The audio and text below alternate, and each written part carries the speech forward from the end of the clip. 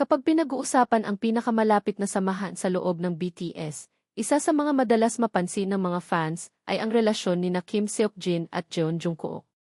Sa unang tingin, para silang magkaibang magkaiba. Si Jin ang panganay ng grupo, kalmado, responsable, at madalas gumaganap bilang nakatatandang kapatid.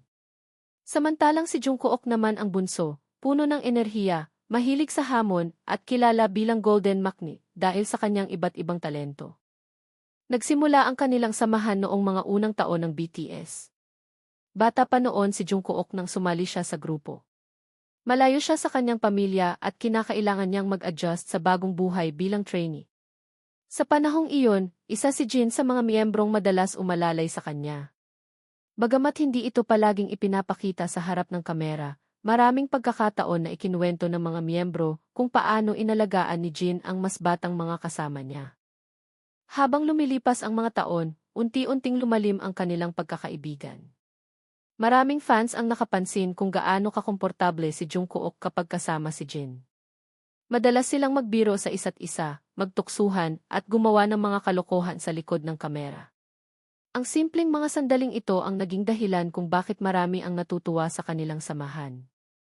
Isa sa mga pinakakilalang bahagi ng kanilang relasyon ay ang kanilang tinatawag na Tom and Jerry dynamic.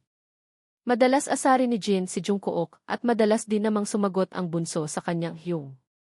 Ngunit sa kabila ng kanilang walang katapusang kulitan, kitang-kita ang respeto at pagmamalasakit nila sa isa't isa.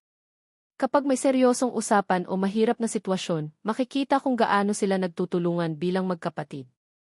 Sa maraming BTS content sa paglipas ng mga taon, maraming eksena ang nagpakita ng kanilang closeness.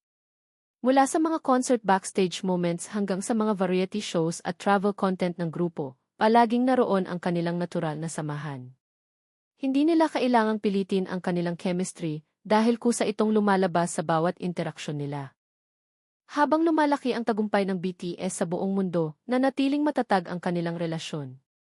Kahit naging abala sila sa mga world tour, album promotions, at solo projects, hindi nawala ang pagiging komportable nila sa isa't isa. Maraming fans ang nagsasabing isa sa mga dahilan kung bakit espesyal ang kanilang samahan ay dahil nagkasama silang lumaki sa industriya. May mga pagkakataon ding ibinahagi ni Jungkook kung gaano niya hinahangaan si Jin. Bilang pinakamatandang miyembro, madalas magsilbing halimbawa si Jin sa grupo. Sa kabilang banda, ipinakita rin ni Jin kung gaano siya ka-proud sa paglaki at tagumpay ni Jungkook bilang artist at performer.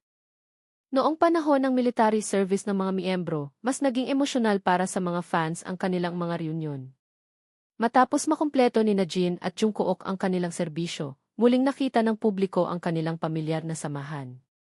Sa mga behind-the-scenes content at mga bagong group activities, mabilis na bumalik ang kanilang natural na kulitan na matagal nang minahal ng ARMY. Sa mga pinakahuling update ngayong 2026, patuloy na nakikita ng mga fans ang magandang relasyon ni Jin at Jungkook habang unti-unting bumabalik ang buong BTS sa mga group activities matapos ang military service ng mga miyembro. Sa mga reunion events, practice sessions, at iba't ibang BTS content, marami ang natuwa na pareho pa rin ang kanilang samahan tulad ng dati. Ang mga simpleng biruan, tawanan, at pag-aasaran na naging bahagi ng kanilang kwento sa loob ng mahigit isang dekada ay nananatiling isa sa mga paboritong dynamics ng mga fans.